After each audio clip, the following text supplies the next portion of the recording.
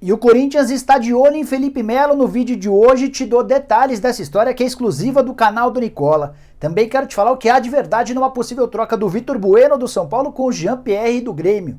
Para completar, vamos falar sobre Hugo Souza, goleiro do Flamengo, na mira do Ajax, e novidades importantes a respeito do Sport, que está contratando o jogador e também está quitando suas dívidas.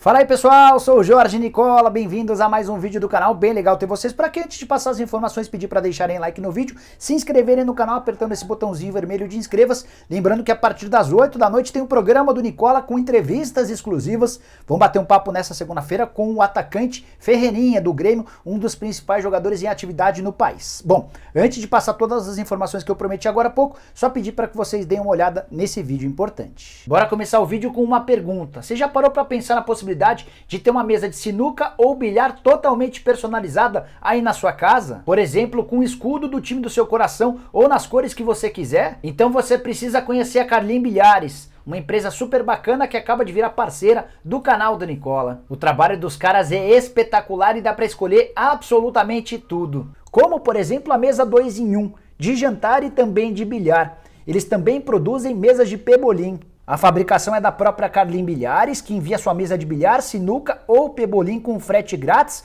e montagem para 6 estados, além do Distrito Federal. Quer mais? Dá para parcelar em 12 vezes e você só começa a pagar quando receber sua encomenda. Entre agora mesmo no site da Carlim Bilhares, vou deixar o link na descrição desse vídeo. Vire agora mesmo cliente. Tenho certeza que você vai curtir e se divertir bastante com a Carlim Bilhares. Bora começar com as informações, iniciando pelo Sport, que pagou nessa segunda-feira cerca de 10 milhões de reais em dívidas. Foram 8 milhões e 900 mil destinados ao Sporting numa ação na FIFA. O time português movia essa ação desde 2017 em relação à venda do André, lembra do André Balada? Foi comprado pelo Sport do Brasil por 5 milhões e 200 mil reais. O tempo passou, o Sport não pagou absolutamente nada. O Sporting de Portugal foi à FIFA, conseguiu a condenação do Sport brasileiro, que ficou impedido de poder contratar jogadores. Até que com juros e correção monetária, aquela dívida de 5 milhões e 200 mil se transformou em 8 milhões e 900 mil reais, quitados de forma integral nessa segunda-feira. Esse valor equivale a 70% a mais do que o valor acertado lá atrás. Só para vocês entenderem como é importante manter suas contas em dia, senão a brincadeira fica muito mais cara. Com esses 8 milhões e 900 mil, André Balada acabou se tornando o jogador mais caro já contratado por um time nordestino. E o pior de tudo é que o Sport nem pode mais contar com o André Balada, que já deixou o clube há bastante tempo. Só para arrematar, o Sport também está efetuando nessa segunda-feira o pagamento de 1 milhão e 30 mil reais junto à CNRD.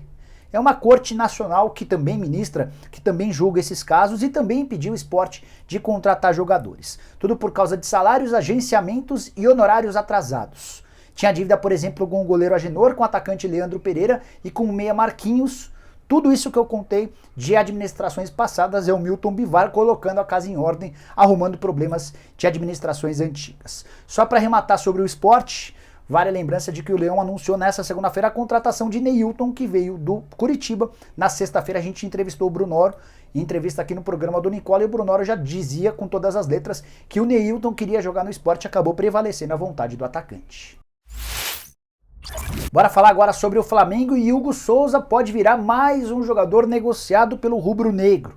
O interessado da vez é o Ajax, informação divulgada pelo Vene Casagrande. Como é que funciona essa história? Desde o ano passado, quando o Hugo surge muito bem no time principal, ele é observado pelo Ajax.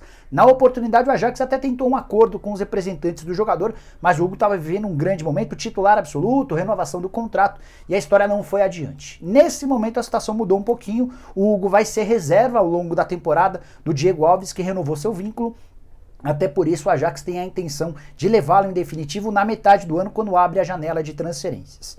A intenção do clube holandês é mandar nos próximos dias um representante ao Brasil para acompanhar de perto um pouquinho mais sobre o Hugo, conversar com o Flamengo e também com representantes do atleta na tentativa de chegar a um acordo. Não deve ser uma operação simples, até porque o Flamengo vê no Hugo o seu goleiro do futuro. O contrato do Diego Alves foi prorrogado somente até o fim dessa temporada e a ideia é preparar o Hugo para que ele assuma a condição de titular definitivo pelos próximos anos. Com a renovação do contrato assinada no ano passado, o Hugo passou a ter vínculo até 2025, multa rescisória de 40 milhões de euros ou 260 milhões de reais. O salário do Hugo também foi bastante melhorado. Para completar, só para finalizar, vale a lembrança de que o Flamengo é dono de 90% dos direitos econômicos, 10% pertencem ao próprio jogador. Dá para dizer se vai sair negócio? É muito precoce dizer ainda, é muito precoce fazer qualquer tipo de previsão. De qualquer maneira, faz bem o perfil de atletas que o Ajax costuma buscar. Jogadores jovens, jogadores com potencial que vão para a Europa, se destacam num time e acabam sendo revendidos por valores muito superiores. Mas o Flamengo, depois das últimas negociações, tem um caixa um pouquinho mais tranquilo. Entre as últimas negociações, queria destacar do Natan.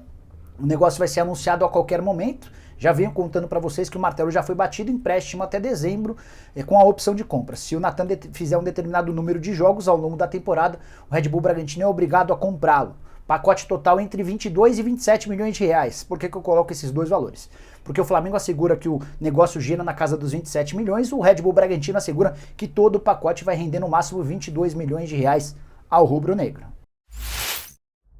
Nas duas últimas lives vieram me perguntar a respeito da possibilidade de Vitor Bueno ir jogar no Grêmio. Não consegui apurar durante as lives se existia alguma coisa em relação a isso, embora esse rumor é antigo, né? De que o Grêmio teria interesse na contratação do Vitor Bueno, que é o Renato Gaúcho por trás dessa história, imaginando que o meio atacante de 26 anos de idade, que está encostado no São Paulo, poderia ter utilidade no tricolor gaúcho.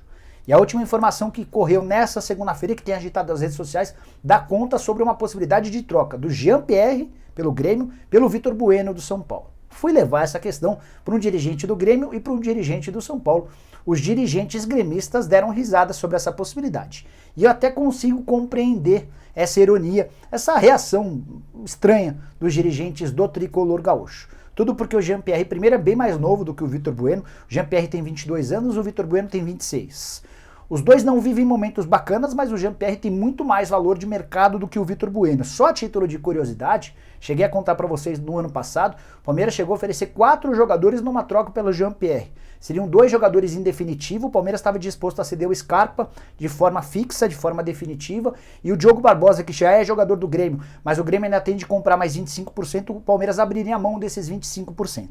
E para ter o Jean-Pierre em troca, o Palmeiras ainda estava disposto a ceder o Rony por empréstimo de uma temporada e o Borja ou o Rafael Veiga. O Grêmio teria que escolher 2 desses 3 jogadores para pegar por empréstimo de uma temporada. Na oportunidade, o Romildo Bolzan entendeu que não valia a pena abrir mão do Jean-Pierre. Ele entende, ou entendia na época, que o Jean-Pierre é um dos principais jogadores, uma das maiores joias do futebol brasileiro. O tempo passou e isso não tem se confirmado. O Jean-Pierre, pelo contrário, tem sido mais reserva do que titular. Toda vez que entra, não consegue render bem. Para piorar, depois da final da Copa do Brasil, o pai do Jean-Pierre ainda gravou um vídeo detonando o Renato Gaúcho, o que só tornou a situação um pouco mais insustentável. O Jean-Pierre nem participou da estreia do Grêmio na Libertadores da América, a vitória por 6-1. Então, só para arrematar sobre esse assunto, possibilidade de troca entre Jean-Pierre e Vitor Bueno é nula, não existe, não vai acontecer. Isso não quer dizer que o Vitor Bueno não possa ser contratado pelo Grêmio. Haveria a necessidade de uma outra composição, de um outro tipo de negociação. Imaginar que o Jean-Pierre possa se tornar jogador do São Paulo só com uma oferta bem mais vantajosa do que essa sugestão que envolveria apenas o Vitor Bueno. Quero fechar o vídeo dividindo uma informação exclusiva e muito importante para você que envolve Felipe Melo e Corinthians. Parece estranho, né?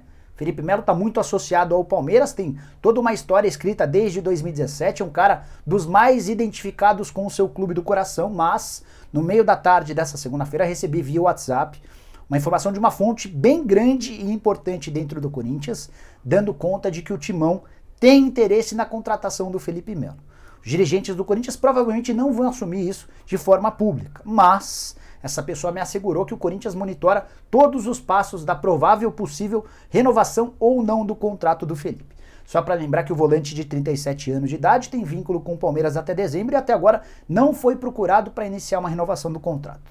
Esse dirigente corintiano que me passou a informação assegurou que a informação que o Timão tem é de que o Felipe Melo não deve ter seu contrato renovado. E se isso de fato acontecer, o Corinthians pretende, no futuro, procurar o Felipe Melo para oferecer um acordo para tentar contratá-lo a partir de janeiro do ano que vem. Nada referente agora. A ideia do Corinthians é, em caso de não renovação do contrato do Felipe com o Palmeiras, procurá-lo no segundo semestre, imaginando que ele possa vir a reforço em janeiro de 2022, ou seja, somente para o próximo ano, quando estaria livre do seu contrato com o Palmeiras. Fui checar essa informação com uma pessoa do Palmeiras, ela não cravou que o Felipe Melo está fora dos planos. Ela me disse que o Palmeiras ainda não se decidiu sobre a utilização ou não, sobre a prorrogação ou não desse contrato. Há quem defenda a continuidade do Felipe, outros dirigentes entendem que o custo-benefício do jogador ficou muito alto. Ele está entre os atletas mais bem pagos do atual elenco, apesar dos 37 anos de idade. Fez grande partida na final da Copa do Brasil contra o Grêmio, mas a grande pergunta é, será que ele é capaz de aguentar uma temporada extremamente puxada com jogos quarta e domingo, apesar da idade? Então essa posição, essa definição em relação ao Palmeiras para com o Felipe Melo, ela deve ser tomada um pouquinho mais adiante. Talvez o interesse do Corinthians até possa acelerar esse processo e convencer o Palmeiras de que seria interessante renovar o contrato do Felipe Melo, porque pegaria bem mal, especialmente para o torcedor e para os dirigentes palmeirenses, ver o grande ídolo das últimas temporadas vestindo a camisa do adversário. Isso é claro, se o Felipe Melo aceitaria uma proposta do Corinthians. Sondagens devem começar a aparecer cada vez com mais frequência para o volante, por conta da sua qualidade técnica, pelo estilo de líder, pela relação que ele desenvolve com os clubes pelos quais passa.